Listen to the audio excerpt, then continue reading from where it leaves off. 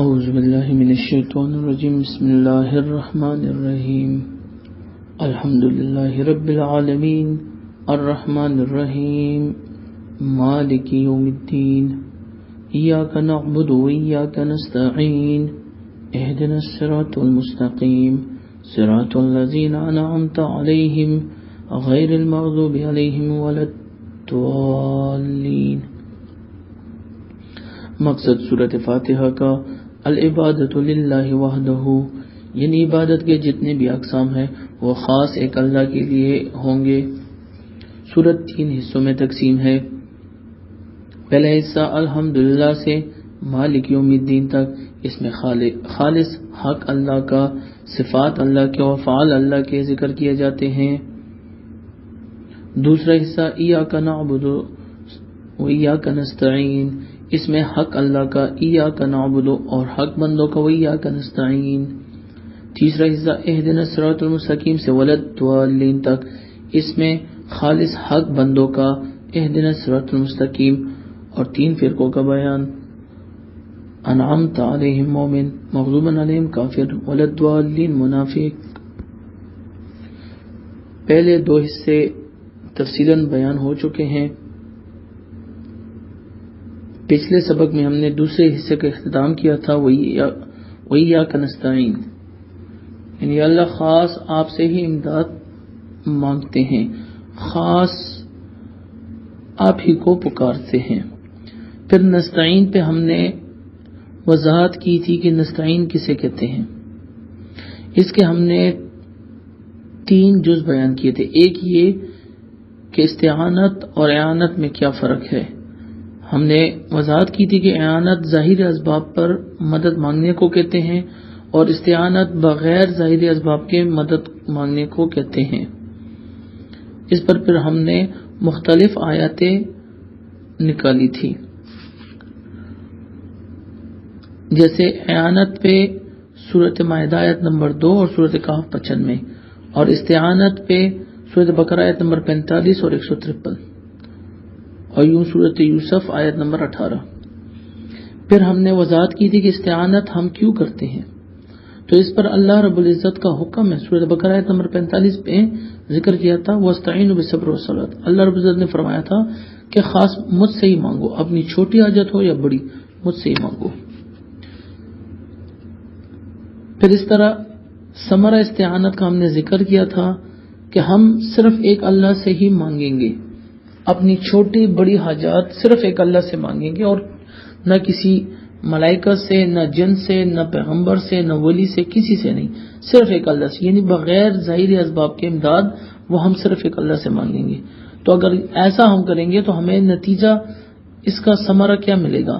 تو سورۃ طور آیت نمبر 25 میں ذکر کیا گیا تھا کہ صرف ایک اللہ سے مانگو گے تو اللہ رب العزت آپ کو جنت دے گا، اور اگر اللہ سے نہیں مانگو گے، اللہ کے صفات میں کسی اور کو شامل کرو گے، تو سورۃ یونس آیت نمبر 26 میں ذکر کیا تھا کہ اسے اللہ رب العزت مشرک کا لقب دیتے ہیں۔ سورۃ رعد 14، سورۃ فاطر 13-14 میں بھی ذکر کیا گیا تھا کہ اللہ رب العزت اسے کافر کہتے ہیں، یعنی انہیں جہنم کی آگ میں ڈالا جائے گا۔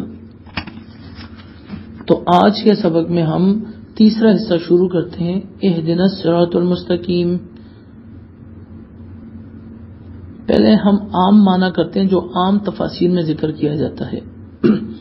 عام تفاسیر میں ہوتا ہے، اسے لکھنا نہیں آپ نے، اہدنا، دکھا دے ہم کو صراط المستقیم، سیدھا راہ۔ تو اس پر اعتراض آتا ہے کہ دکھا دے ہم کو، تو کیا آپ مومن نہیں ہو؟ یہ مومن مسلمان ہونا یہ سیدھا راستہ نہیں ہے کیا؟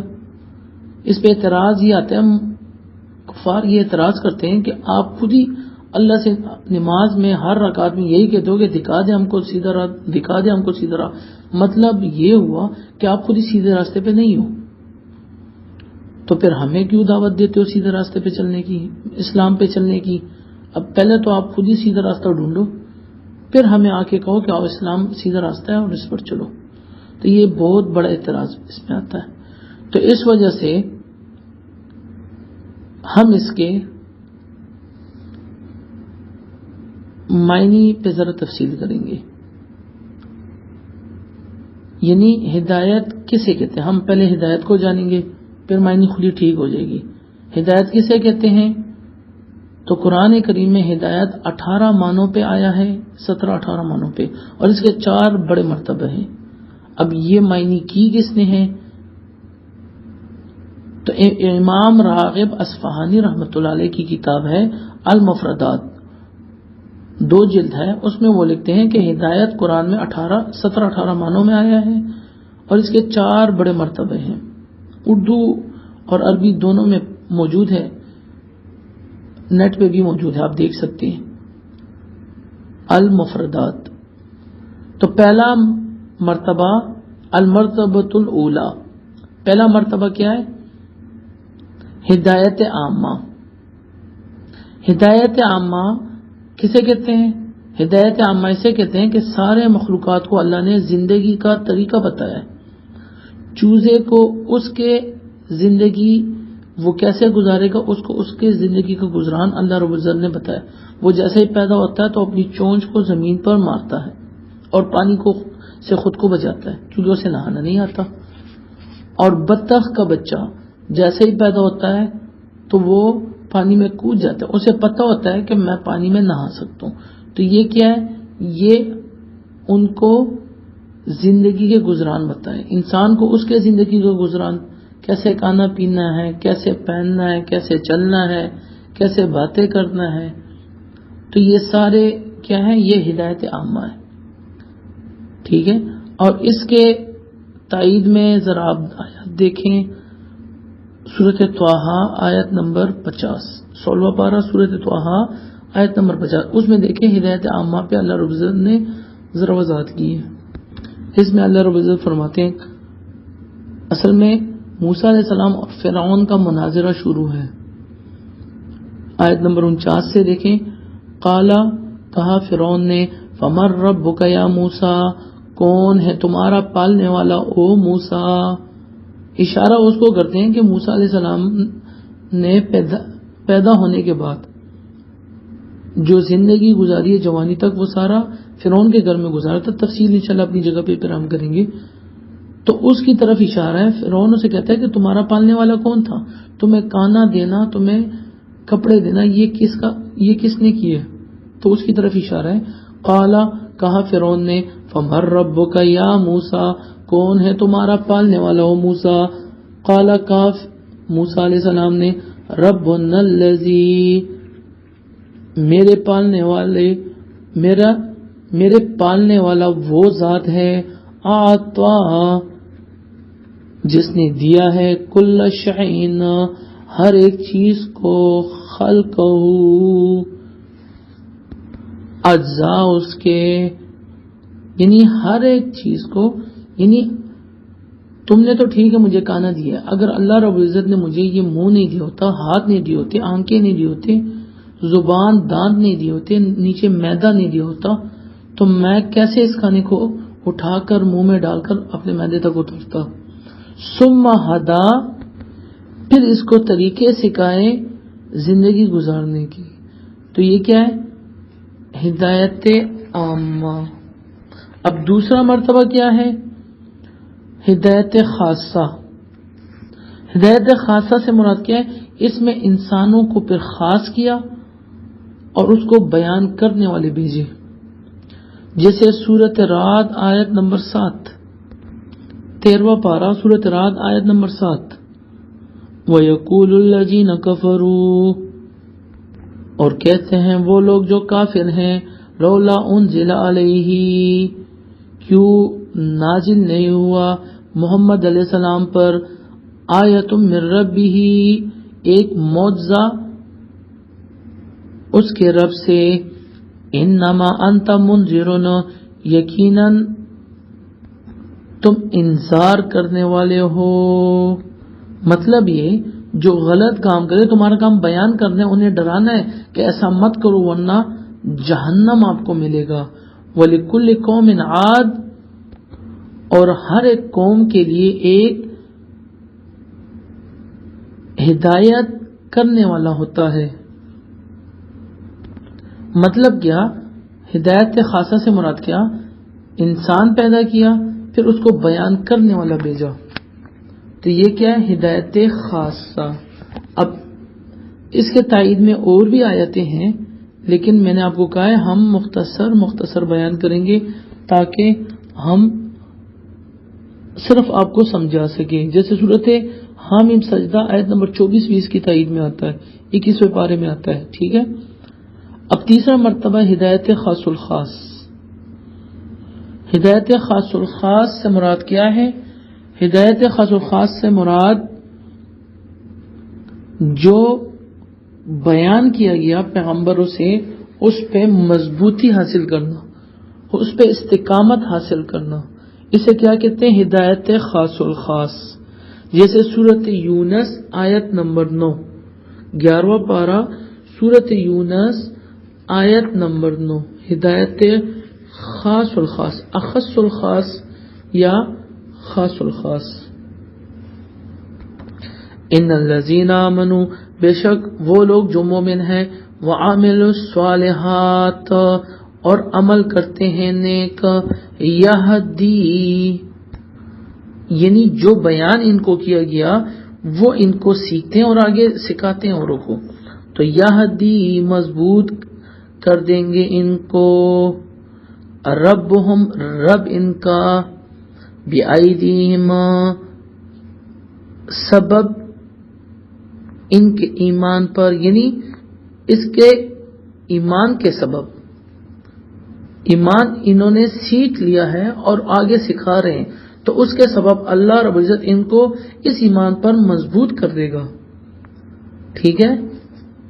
اسی طرح اور بھی آیتیں ہیں، سورۃ فتح 26واں پارہ آیت نمبر 2، اس میں بھی آتا ہے ہدایت خاص الخاص، مضبوط کرنا۔ اور سورۃ عنکبوت 21واں پارہ آیت نمبر 69، اس میں بھی آتا ہے مضبوط کرنا۔ اللہ رب العزت جو عقیدہ آپ کا بن چکا ہے اللہ اور اس کے رسول پر، اس پہ اے اللہ اب ہمیں مضبوط کر دے۔ اور چوتھا مرتبہ ہے ہدایت کا، وہ ہے ثمرہ ہدایت کا یا اصول الجنہ، جنت میں داخل ہونا۔ تو اس کے تائید میں سورۃ محمد آیت نمبر 4-5 آتا ہے 26ویں پارے میں، اور سورۃ اعراف ہم اسے آپ کو دکھائیں گے، سورۃ اعراف آیت نمبر 43 ذرا یہ دیکھیں، اس میں تینوں مرتبہ ذکر کیے گئے ہیں، دوسرا، تیسرا اور چوتھا، ذرا اسے دیکھیں۔ سورۃ اعراف آیت نمبر 43، وَنَزَعْنَا مَا فِي صُدُورِهِمْ، اور ہٹا دیں گے ہم وہ جو ان کے سینوں میں ہے، من غل حسد، تجری اور جاری کر دیں گے، من تحت الانہار، درختوں کے نیچے دریا، وقالو اور کہیں گے یہ جنتی، الحمدللہ الذی، خدائی کی صفات خاص اللہ کے لیے ہیں، الذی وہ ذات، ہدانا لہذا جس نے ہمیں لے کر آئے اس مقام تک، اس مقام تک مطلب جنت، یہ کہ اصول الی الجنت، چوتھا مقام ہو گیا۔ وما کننا، اور کبھی نہیں تھے ہم، لنہتدیا کہ راستہ ہم نے ڈھونڈا ہو اس مقام تک۔ دوسرا مرتبہ ہدایت خاصہ، یعنی ہمیں بیان، دوسرا کیا تھا؟ انسان پیدا کرنا اور پھر اسے بیان کرنا، یعنی ہمیں بیان کرنے والے بھیجا گیا تبھی ہم نے یہ راستہ سیکھا ہے، ٹھیک ہے۔ لولا ان ہدانا اللہ، اور اگر اللہ نے ہم کو توفیق نہیں دی ہوئی، یعنی اور اگر اللہ نے ہمیں توفیق نہ دی ہوئی، یعنی اگر اللہ نے ہمیں توفیق نہ دیتے تو آج ہم اس مقام پر نہ ہوتے، یعنی اللہ ہمیں مضبوط نہ کرتے اس عقیدے پر تو آج ہم اس مقام پر نہیں ہوتے۔ تو ہدایت کا چوتھا مرتبہ کیا ہے؟ اصول الی الجنہ۔ تو اب آتے ہیں اپنے سبق کی طرف. اپنے سبق کی طرف آتے ہیں. اب اہدنا اگر ہم پہلا مرتبہ لیں گے تو وہ تو غلط آتا ہے، کیونکہ زندگی کے طور طریقے تو ہمیں پتہ ہے. دوسرا مرتبہ اگر ہم لیتے ہیں تو بیان کرنے والے بھی ہمیں آئے ہیں، اور دوسرا ہم مسلمان بھی ہیں. ٹھیک ہے، ہدایت خاصہ. تو یہاں پہ معنی کون سی ہوگی؟ تیسرا مرتبہ ہدایت خاص الخاص. اے اللہ، ہم نے الوہیت کے صفات للہ میں پہچان لیے ہیں، ربوبیت کے صفات رب العالمین میں پہچان لیے، رحمانیت کے، رحیمیت کے، مالکیت کے صفات ہم نے پہچان لیے. اس طرح ہم نے اے اللہ ایاک نعبد کو عبادت کو پہچان لیا ہے، عبادت کے اجزاء ہم نے پہچان لیے. وایاک نستعین میں ہم نے استعانت، اعانت پہچان لی ہے. تو اللہ یہ جتنا سب کچھ ہم نے سیکھ لیا یہ عقیدہ ہے، تو اس عقیدے پہ اے اللہ اب ہمیں مضبوط کر دے، اس عقیدے پہ ہم کو اب مضبوط کر دے، تاکہ ہم اس سے بٹکے نہیں، ہم اس سے بٹکے نہیں، ہم اس سے ہٹے نہیں، اسی راہ پر ہم چلتے رہیں. خاص تیری عبادت کرے اور تجھ سے مانگی. للہ خاص آپ کو جانے، رب آپ ہی کو جانے، رحمان رحیم مالک آپ ہی کو جانے. آخرت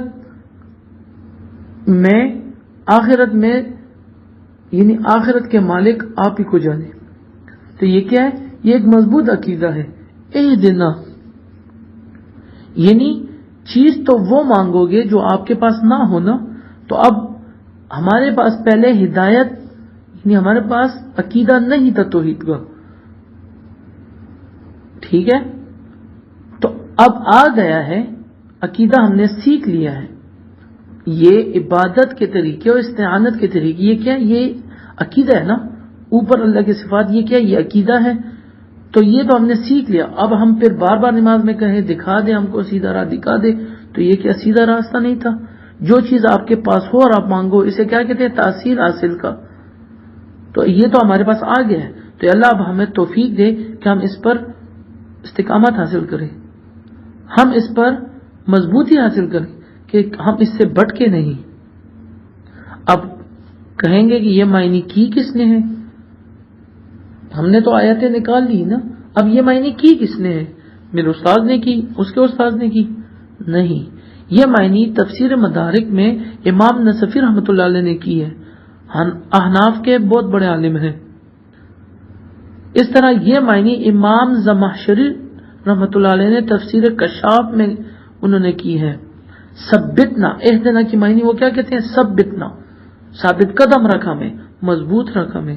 اس طرح امام ابو یحییٰ الزکریا الانصاری متوفا 926 ہجری، تقریباً 500-550 سال پہلے گزرے ہیں. ان کی کتاب ہے فتح الرحمان، اس میں وہ یہ معنی کرتے ہیں کہ ثبتنا، مضبوط کر دے ہم کو اس راستے پر.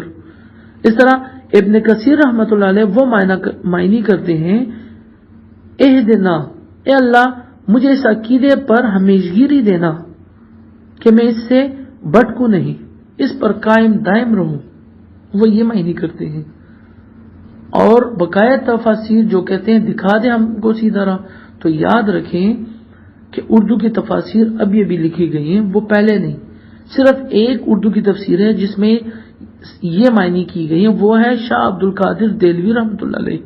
ان کی تفسیر ہے. وہ کیا معنی کرتے ہیں؟ وہ کہتے ہیں چلا ہم کو سیدھا راہ پر، یہ جو سیدھا راہ اے اللہ آپ نے ہمیں دکھا دی، اب اس پر ہم کو چلا کہ ہم اس سے بٹکے نہیں. تو اہدنا کی معنی کیا ہے؟ مضبوط کر ہم کو صراط المستقیم، سیدھے راستے پر مضبوط کر دے ہم کو.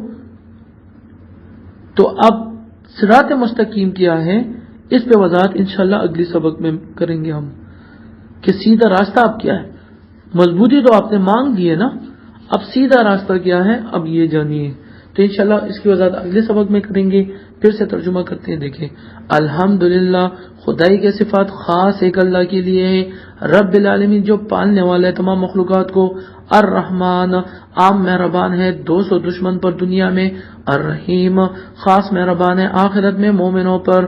مالک یوم الدین مالک ہے سزا و جزا کے دن کا، ایاک نعبد، یا اللہ خاص آپ ہی کی عبادت کرتے ہیں اور کسی کی نہیں، وایاک نستعین، اور یا اللہ خاص آپ ہی سے امداد مانگتے ہیں، آپ ہی کو پکارتے ہیں اور کسی کو نہیں۔